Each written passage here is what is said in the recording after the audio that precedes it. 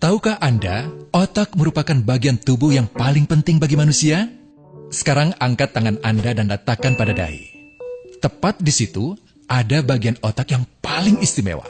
Bagian itu disebut prefrontal cortex atau disingkat PFC.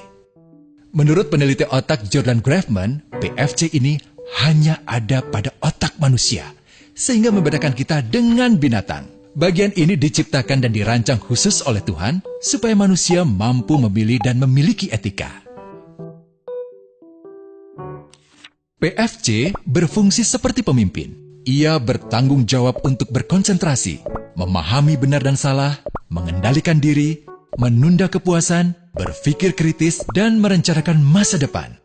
PFC adalah pusat pertimbangan dan pengambilan keputusan. PFC inilah yang membentuk kepribadian dan perilaku sosial. Sayangnya, PFC adalah bagian otak yang paling mudah mengalami kerusakan. Jika PFC rusak, maka kepribadian orang bisa berubah. Rusaknya PFC bisa disebabkan oleh benturan fisik, bisa juga oleh zat kimia, seperti narkotika, psikotropika, dan zat adiktif atau nafsa. Dan ternyata penyebab paling merusak juga pornografi, yang disebut narkolema, narkotika lewat mata. Bagaimana pornografi mempengaruhi otak dan pikiran kita? Adi, remaja 12 tahun, melihat gambar di TV yang menjurus ke porno. Awalnya, ia merasa kaget dan jijik. Ini karena sistem limbik di otak Adi menjadi aktif. Sistem limbik mengatur emosi juga keinginan makan, minum, dan berhubungan seksual. Sistem limbik ini kemudian mengaktifkan zat kimia otak bernama dopamin. Dopamin memberi rasa senang, penasaran, sekaligus kecanduan. Zat ini juga aktif jika orang mengkonsumsi nafsa. Oleh karena itu, sifat candu pornografi sama dengan sifat candu nafsa. Otak akan mengingat apa yang membuat Adi senang dan bagaimana ia memperolehnya. Jika Adi mendapatkan pembinaan akhlak, etika yang baik, dan patuh pada norma sosial, dorongan melihat pornografi, meskipun menyenangkan, akan ia abaikan. Namun karena hal itu tidak ada pada diri Adi, ketika ia sedang merasa bosan dan ingin mencari kesenangan, otak akan mendorongnya agar melihat pornografi lagi. Namun lama-lama, Adi bosan melihat jenis gambar yang sama, dan butuh yang lebih porno untuk memicu rasa senang. Sekarang, dengan internet, pornografi menjadi jauh lebih mudah didapat. Pertama, Adi membuka internet dan tidak sengaja melihat gambar yang menjurus ke porno.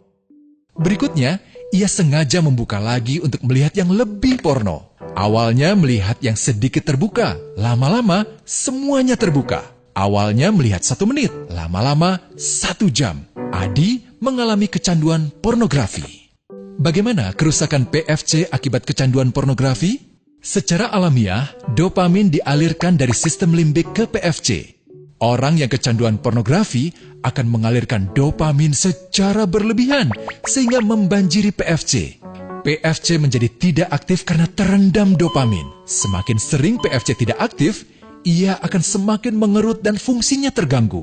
Sistem limbik justru akan berkembang semakin besar karena terus mengaktifkan dopamin, sehingga Adi cenderung untuk terus mencari kesenangan tanpa takut atas akibatnya. Jika tidak ditangani segera, Adi berpeluang besar menjadi pelanggan pornografi seumur hidup dan mengalami kerusakan otak di bagian PFC. Awalnya, ia akan kehilangan konsentrasi, penurunan kemampuan menimbang benar dan salah, serta berkurangnya kemampuan mengambil keputusan. Lama-lama, besar kemungkinan ia akan melakukan masturbasi, oral seks, hubungan seksual suka sama suka, dan mudah berganti-ganti pasangan seksual. Pernikahan dianggap tidak penting. Pasangan dianggap hanya sebagai objek seksual semata, cenderung merendahkan derajat dan kehormatan lawan jenis. Selera hubungan seksualnya pun tidak sehat dan seenaknya, kasar sampai tega memperkosa.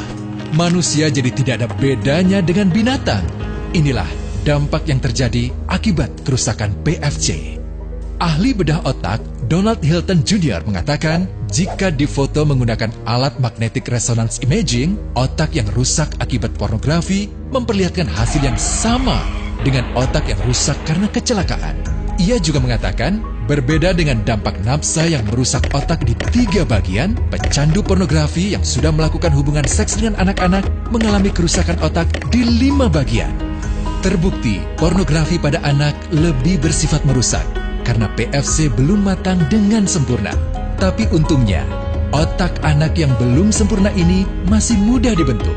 Pengaruh pornografi bisa lebih mudah dihilangkan asal ada usaha untuk memulihkan dengan sabar, terutama oleh ayah ibu, keluarga, dan orang terdekat. Pelajari bagaimana mencegah dan menangani anak yang terkena pornografi. Mari lindungi generasi kita dari bencana pornografi dan kejahatan seksual.